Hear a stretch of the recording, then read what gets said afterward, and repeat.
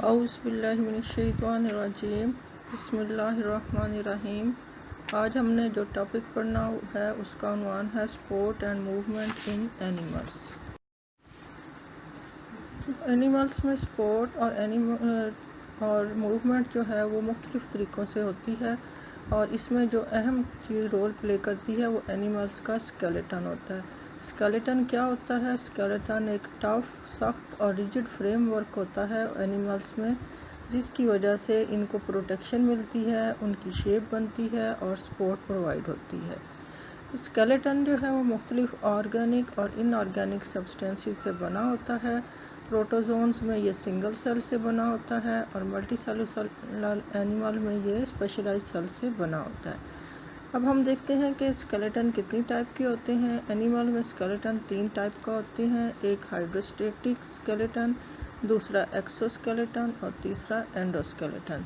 तो hydrostatic skeleton जो है ये उन एनिमल्स में पाया जाता है जो ज़्यादातर पानी में होते हैं, और उनके अंदर जो है हार्ड स्केलेटन एब्सेंट होता है। तो उनके अंदर एक फ्लूइड फील्ड गैस्ट्रोवास्कुलर कैविटी या सीलोम होती है, जिसके अंदर जब पानी भर जाता है तो वो हाइड्रोस्टेटिक प्रेशर डालता है और इस वजह से ये स्केलेटन का काम करता है। हाइड्रोस्केलेटन जो है वो एनिमल की बॉडी को सपोर्ट और रेजिस्टेंस पैदा करता है, ताकि वो मसल्स जो हैं वो अपने वर्क कर सकें और उनकी मोटेलिटी या हरकत हो सके। ये ज़्यादातर जो है वो सैनिडेरियन में, एनालिड्स में और दूसरे सॉफ्ट बॉडीड इनवर्टिब्रेट्स में पाया जाता है। इसकी एक एग्जांपल जो है वो सी एनिमल है और दूसरी एग्जांपल अर्थवॉर्म है। सबसे पहले हम देखते हैं कि सी एनिमल में हाइड्रोस्टेटिक स्केलेटन कैसे काम करता है। सी एनिमोन जो है उसके अंदर एक कैविटी होती है जिसके अंदर सी वाटर फिल हो जाता है, जिसकी वजह से उसकी बॉडी और टेंटिकल्स जो हैं वो एक्सटेंड हो जाते हैं, और उसके बाद सी एनिमोन अपना माउथ जो है वो क्लोज कर लेता है और अपने मसल फाइबर्स को कंस्ट्रक्ट करता है, जिसकी वजह से जो है वो मूव करता है। कंस्ट्रक्शन ऑफ सर्कुलर मसल्स जो है वो बॉडी के अंदर मौजूद लिक्विड पर प्रेशर डालता है, जिसकी वजह से जो है बॉडी जो है वो आगे सीधी खड़ी हो जाती है, सीधी अपराइट स्ट्रेचर में आ जाती है। दूसरी एग्जांपल जो है वो अर्थवॉर्म की है। अर्थवॉर्म के अंदर जो है वो मुख्तलिफ छोटे छोटे कंपार्टमेंट्स या हिस्से होते हैं जो सेप्टा के ज़रिए अलग होते हैं लेकिन आपस में जुड़े हुए होते हैं। उन कंपार्टमेंट्स के अंदर जो है वो फ्लूइड फिल हो जाता है, और सर्कुलर मसल्स की वजह से जब वो कंस्ट्रक्ट करते हैं या उनकी कंट्रैक्शन होती है तो सर्कुलर मसल जो है उनको सिकुड़ने की वजह से कंपार्टमेंट का साइज़ जो है वो लंबा हो जाता है, और जब लॉन्गिट्यूडनल मसल जो हैं वो कंस्ट्रक्ट करते हैं तो कंपार्टमेंट का साइज़ छोटा हो जाता है। तो इन फ्लूइड फील्ड कंपार्टमेंट के छोटा और बड़ा होने की वजह से जो अर्थवॉर्म है उसके अंदर वेव्स पैदा होती हैं एलोंगेशन की और शॉर्टनिंग की, जिसकी वजह से अर्थवॉर्म जो है वो सॉइल के अंदर मूव करता है। इस मूवमेंट में उसके साथ साथ सीटी जो है वो भी हेल्प करते हैं। तीसरी टाइप का जो स्केलेटन है वो एक्सोस्केलेटन कहलाता है। ये एनिमल की बॉडी के सॉफ्ट हिस्सों के बाहर वाली साइड पर होता है और उसके अंदर जो है मसल अटैच होते हैं। ये इनर्ट होता है और नॉन लिविंग होता है, और जो एनिमल सेल्स इसके अंदर होते हैं उनकी एक्टोडर्म जो है इसको सेक्रीट करते हैं। एक्सोस्केलेटन जो है वो 2 लेयर से बना होता है, एक प्रोक्यूटिकल और दूसरी एपिक्यूटिकल इंसेक्ट्स में। अब एक्सोस्केलेटन जो है वो बहुत सारी उसके नुकसानात भी हैं और फ़ायदे भी हैं। सबसे बड़ा नुकसान जो है वो ये है कि एनिमल जो है वो तेज़ी से ग्रो नहीं कर सकता, और दूसरा ये कि एनिमल तेज़ी से मूव भी नहीं कर सकता। अब एक्सोस्केलेटन जो है वो उसकी 2 मशहूर एग्जांपल्स हैं। पहली एग्जांपल मोलस्क की एक्सोस्केलेटन है, जो कि शेल ऑफ मोलस्क कहलाता है, और ये 1 या 2 पीसीस पर मुश्तमिल होता है। कुछ में ये एक ही पीस से मिलकर बना होता है जैसे कि स्नेल, और कुछ में ये 2 पीसीस से मिलकर बना होता है जैसे बाइवल्विया और मसल्स। और कुछ जो हैं उनके स्नेल्स के और मेरीन बाइवल्विया के जो शेल्स हैं उसके अंदर कैल्शियम कार्बोनेट की क्रिस्टल होती हैं, जिसकी वजह से वो सख्त होते हैं, लेकिन जो है ज़मीन वाले स्नेल जो हैं उनके शेल जो हैं उनके अंदर हार्ड मिनरल्स की कमी होती है और लाइटर होते हैं और ज़्यादा सख्त नहीं होते। मोलस्क के शेल जो हैं जैसे जैसे एनिमल ग्रो करता है उसके साथ साथ जो है वो ग्रो करते हैं और उनके ऊपर ग्रोथ रिंग नज़र आते हैं, जिसकी वजह से वो एनिमल की एज का भी पता चल जाता है। इसी के साथ साथ जो है एक्सोस्केलेटन के साथ साथ मोलस्कन बॉडी के अंदर जो है वो एक हाइड्रोस्टेटिक स्केलेटन भी मौजूद होता है जो बॉडी के इंटरनल कामों में हेल्प करता है। इसकी दूसरी एग्जांपल जो है एक्सोस्केलेटन की वो आर्थ्रोपोड्स या इंसेक्ट्स हैं। तो आर्थ्रोपोड और इंसेक्ट्स के अंदर जो है बहुत सारी अडाप्टेशंस हैं जिसकी वजह से ये एक्सोस्केलेटन के साथ बहुत अच्छा सर्वाइव कर सकते हैं। इसकी वजह से ये बहुत ज़्यादा मुख्तलिफ सख्त जगहों पर भी पाए जा सकते हैं। अब एक्सोस्केलेटन जो है उसके अंदर इंसेक्ट्स के जो एक्सोस्केलेटन है उसके अंदर फर्म रिजिस और बार्स होती हैं जिसके साथ मसल अटैच होते हैं। और दूसरा एक्सोस्केलेटन का जो इसमें रोल है, जो एडवांटेज है या अडाप्टेशन है, वो है फॉर्मेशन ऑफ जॉइंट्स। इसके एक्सोस्केलेटन के अंदर बहुत सारे छोटे छोटे जोड़ होते हैं जिसकी वजह से ये तेज़ी से मूव कर सकता है। और एक्सोस्केलेटन जो इंसेक्ट्स का है वो थिन होता है, सॉफ्ट और फ्लेक्सिबल होता है जिसकी वजह से ये तेज़ी से मूव करता है। दूसरी जो एक्सोस्केलेटन की जो मॉडिफिकेशन है वो सेंसिलिया हैं जो कि ब्रिसल्स और लेंसेज की फॉर्म में एक्सोस्केलेटन के ऊपर मौजूद हैं। ये ब्रिसल्स और सेंसिलिया जो हैं ये गैसियस एक्सचेंज में हेल्प करते हैं। इसके साथ साथ ये ग्रोथ में और स्विफ्ट मूवमेंट में भी हेल्प करते हैं।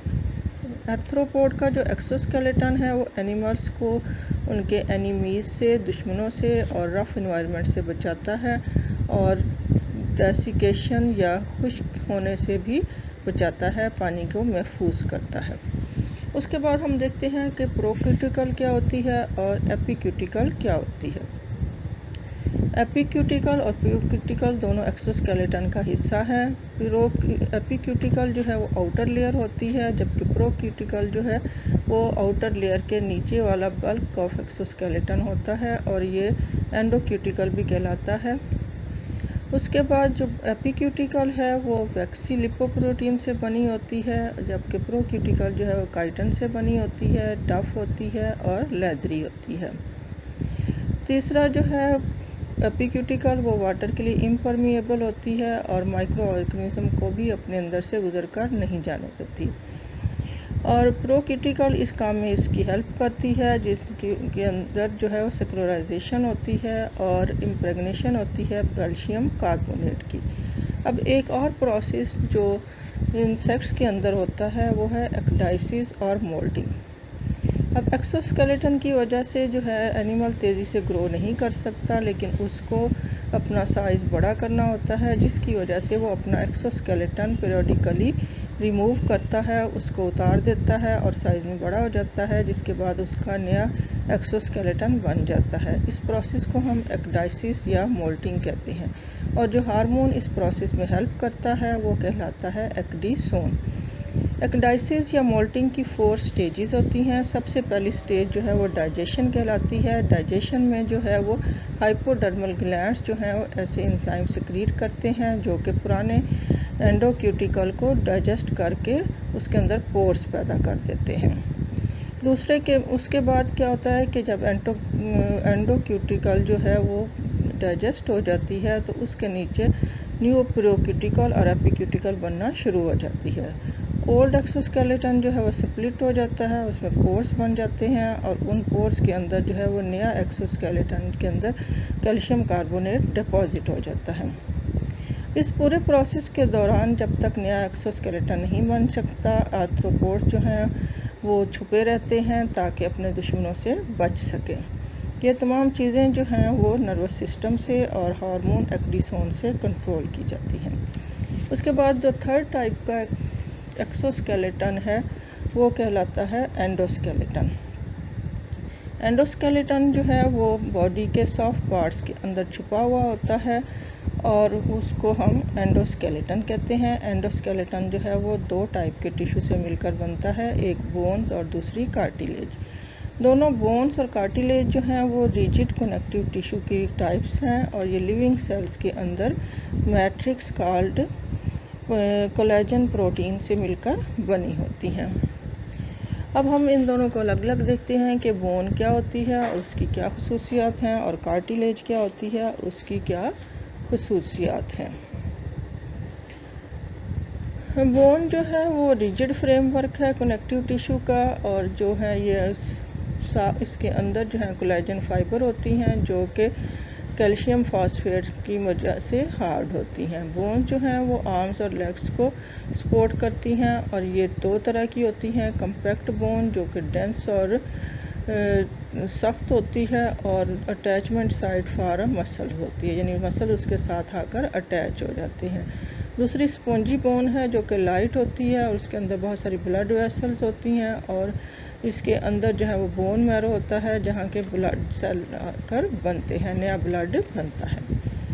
बोन के सेल 3 टाइप के होते हैं, ऑस्टियोक्लास्ट, ऑस्टियोब्लास्ट और ऑस्टियोसाइट्स। सबसे बोन के इसके बाद हम देखते हैं कि बोन के बनने का प्रोसेस कैसे होता है। सबसे पहले जब डेवलपमेंट हो रही है तो बोन जो है वो कार्टिलेज को रिप्लेस करती है। ऑस्टियोक्लास्ट जो हैं सबसे पहले टाइप के बोन के सेल जो हैं वो अंदर आते हैं और पुरानी कार्टिलेज को डिज़ोल्व करना शुरू कर देते हैं। जब कार्टिलेज डिज़ोल्व हो जाती है तो उसके साथ साथ ऑस्टियोब्लास्ट जो हैं वो बनना शुरू हो जाते हैं और उसको बोन में तब्दील करना शुरू कर देते हैं। जब बोन मैच्योर हो जाती है तो उसकी मैट्रिक्स जो है उसको हार्ड कर दिया हो जाती है और उसके अंदर ऑस्टियोब्लास्ट जो हैं वो इंट्रैप हो जाते हैं और बोन जो है वो सख्त बोन में तब्दील हो जाती है।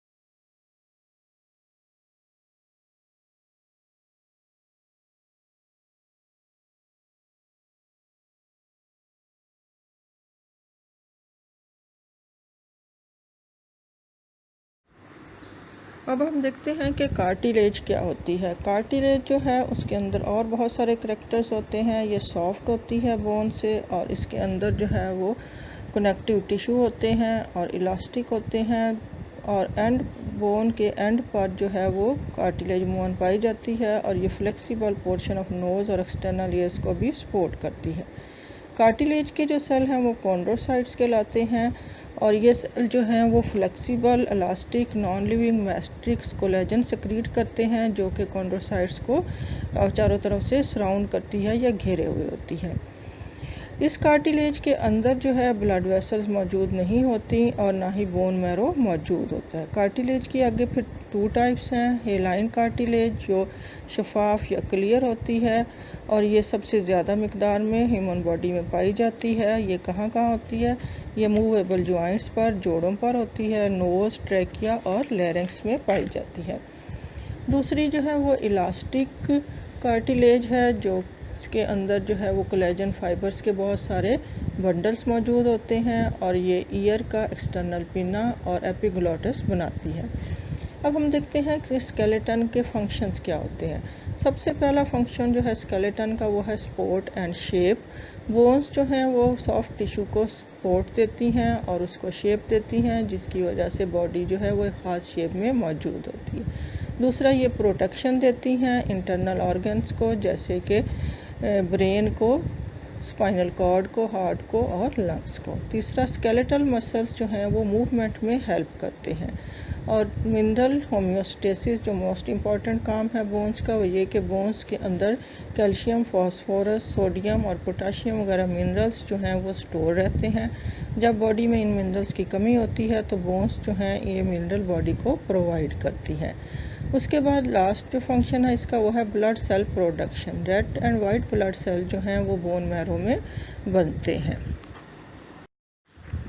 अब नेक्स्ट हम देखते हैं कि ह्यूमन स्केलेटन क्या होता है और उसके कौन कौन से पार्ट्स हैं। ह्यूमन स्केलेटन जो है उसको हम दो मेन पार्ट्स में डिवाइड करते हैं, एक एक्सियल स्केलेटन और दूसरा पेंडिकुलर स्केलेटन। एक्सियल स्केलेटन जो बॉडी का मेन स्केलेटन होता है और पेंडिकुलर स्केलेटन जो उसके बॉडी से बाहर को निकला हुआ होता है। तो एक्सियल स्केलेटन के अंदर क्या क्या चीज़ें आती हैं, इसमें आपकी स्कल है, वर्टिब्रा है, रिब्स हैं और स्टर्नम है, और ये जो है बॉडी का एक्सिस बनाता है। पेंडिकुलर स्केलेटन में जो है वो पेक्टोरल गर्डल और अपेंडिजेस हैं, फोर लिम्स हैं, और पेल्विक गर्डल और अपेंडिजेस हाइंड लिम्स हैं, यानी कि इसमें आपके बाजू और टांगें शामिल हैं। तो सबसे पहले हम देखते हैं स्कल। स्कल क्या होती है, आपके ब्रेन के ऊपर जो बोन्स की कवरिंग है या हार्ड स्ट्रक्चर है वो स्कल कहलाता है।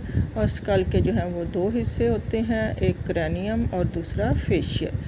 क्रैनियम बोन्स जो हैं वो 8 बोन्स होती हैं, 4 अनपेयर्ड और 2 पेयर्ड, और ये ब्रेन को प्रोटेक्ट करती हैं।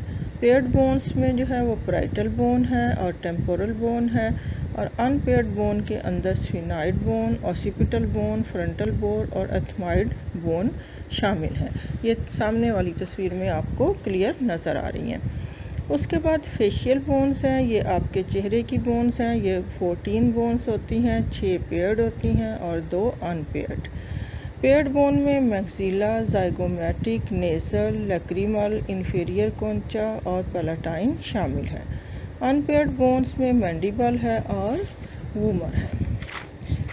उसके बाद जो स्कल के बाद नेक्स्ट हिस्सा स्केलेटन का शुरू होता है वो वर्टिब्रल कॉलम या रीढ़ की हड्डी कहलाता है।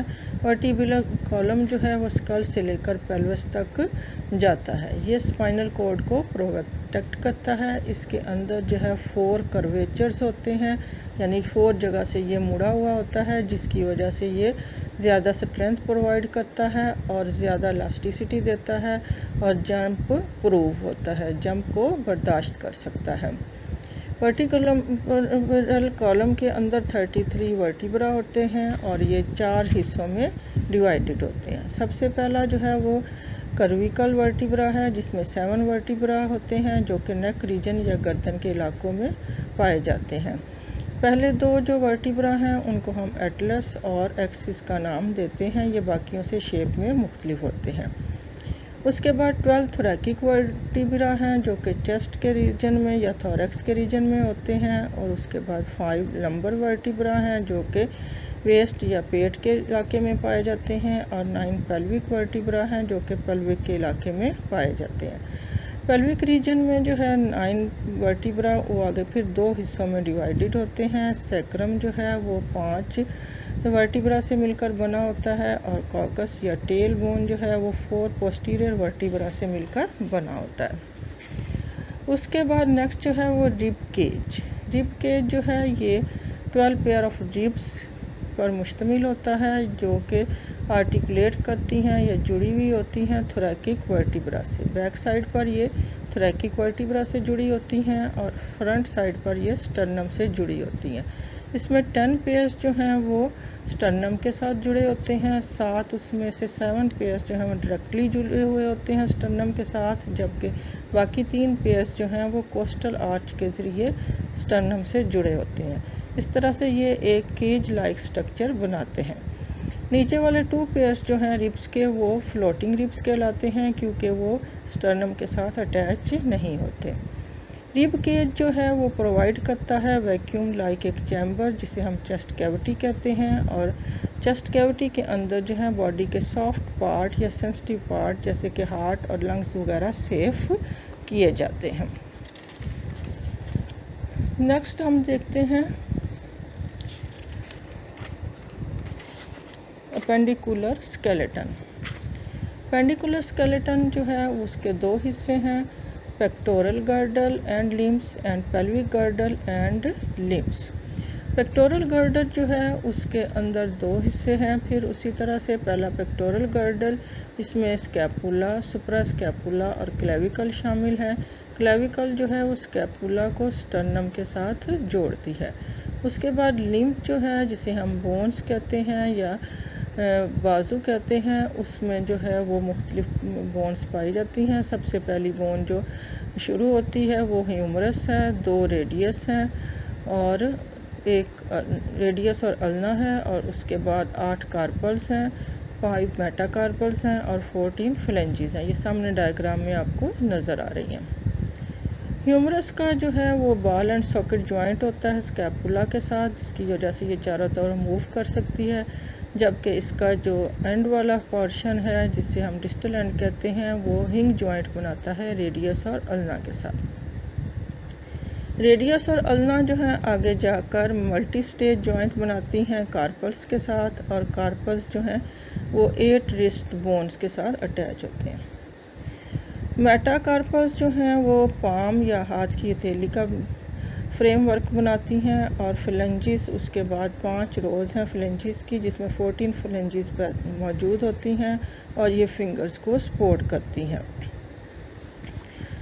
पेक्टोरल गर्डल और लिम्ब जो है वो ग्रैस्पिंग, हैंडलिंग और मूवमेंट में हेल्प करता है। उसके बाद है pelvic girdle and limb. Pelvic girdle में जो है वो 2 कॉक्सल बोन शामिल हैं। इसमें जो है हर कॉक्सल बोन जो है वो आगे फिर 3 बोन से मिलकर बनी होती है, ilium, ischium and pubis. Pelvic girdle जो है वो पेल्विक रीजन को सपोर्ट करता है। उसके बाद पेल्विक गर्डल के साथ जो अपेंडिजेस अटैच होती हैं उन्हें हम टांगे कहते हैं, और उसकी भी उसी तरह से आगे मुख्तलिफ बोन्स मौजूद हैं। उसमें पहली जो मेन बोन है वो फीमर कहलाती है। उसके बाद उसका जो जोड़ है उसके ऊपर एक फिर छोटी सी बोन होती है जो पैटिला कहलाती है।